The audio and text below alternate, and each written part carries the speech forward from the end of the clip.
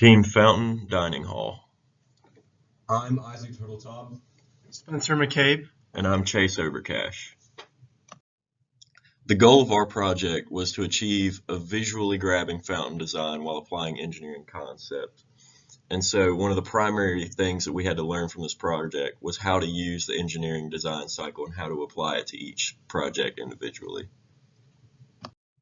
So giving a basic overview of the engineering design cycle, teachengineering.org provides a really good resource, and they say the engineering design process is a series of steps that guides engineering teams as they solve problems.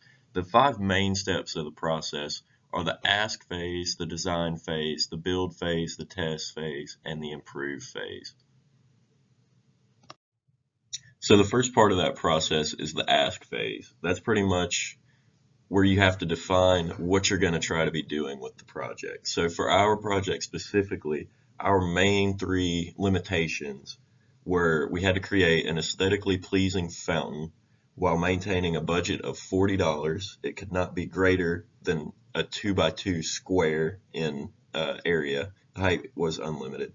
And we had to make sure that our water flow ran against gravity at some point during the project.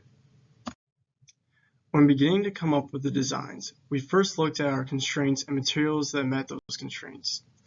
We picked a pathway, and using water as an actuator was the most logical route, with force of water spinning a wheel. We then knew some of the basic materials that we would need, such as a pump and tubing, but were undecided on the base material, wood, metal, plastic, etc. We considered our approach with 3D printed materials using the resources on campus, but that was too expensive and we would have encountered problems with the plastic's interaction with water. We settled on an all wood design because it allowed us to craft it by hand and it met our budget. We knew that the wood would be donated to us, keeping us within the budget constraint. One issue that we knew we would encounter with the wood would be creating a seal, as wood by itself is not waterproof. For the plan stage, we used a collection of rough sketches to communicate our ideas to each other by drawing on a whiteboard. To get started, we needed to get all of the materials.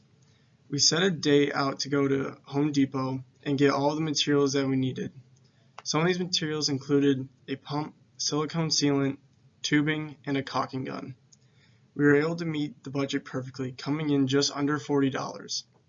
We knew that Fed Day was November 21st and the craft center would be closed for a few days before, so we wanted to finish construction a couple weeks out to make sure it worked. So to give a brief overview of our project design, the main selling point of our design over others is that for the most part our entire project is handmade. The only pieces that are store-bought are the pump itself and the glass, as you can see on the right. So to give an approximation, our project is approximately 2x2x2 in size, and we have the pump running up the right-hand side, as you can see on the right picture, and it shoots over into our funnel and allows the water to fall down to the water wheel, which actuates the water, and this process occurs continuously. When creating the fountain, we met 7 to 8 times over 3 weeks to build the project using the resources at the craft center on campus, mainly the woodshop. During the process, we encountered some issues, including sealing the box properly, how to attach the wheel, how to fasten the wood together, how to build the funnel, and how to secure the tubing. We were able to create solutions for all of these problems except for securing the tubing and sealing the box. We attempted to secure the tubing to the side of the box using wood glue, but unfortunately at the last minute the glue broke, forcing us to duct tape the tubing to the side of the box. During initial testing, we encountered heavy leaking throughout the bottom of the fountain, pointing to an issue with the sealant. To improve the design and fix the leaking, we attempted to reseal the box with more silicone, but unfortunately it did not work.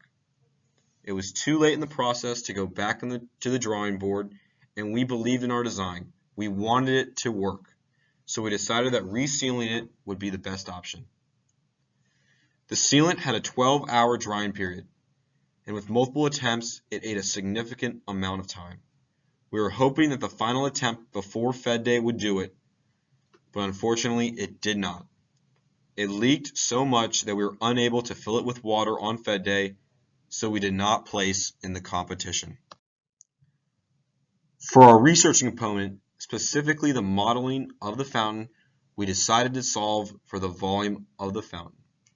Our method was to find the total volume of the box and then subtract all of the volumes of the pieces that fill the inside of the box. We found that the fillable volume is approximately 4,237 inches cubed. If we could do this project over again, we would have used more of our resources, such as our teacher assistants. We definitely would have tested our project more and earlier. We would have also brainstormed on more potential problems, and we definitely would have started earlier to allow for more testing. Our advice to next year's freshmen is to remember that the engineering design cycle is a cycle and not a start and finish. Failure is a part of the process and is definitely a part of success. Everyone will go about thinking and working in different ways, and remember to start as early as you can. Even though our fountain didn't work, it was a great learning experience for all of my group members, and we are grateful that we were able to partake in such an awesome project.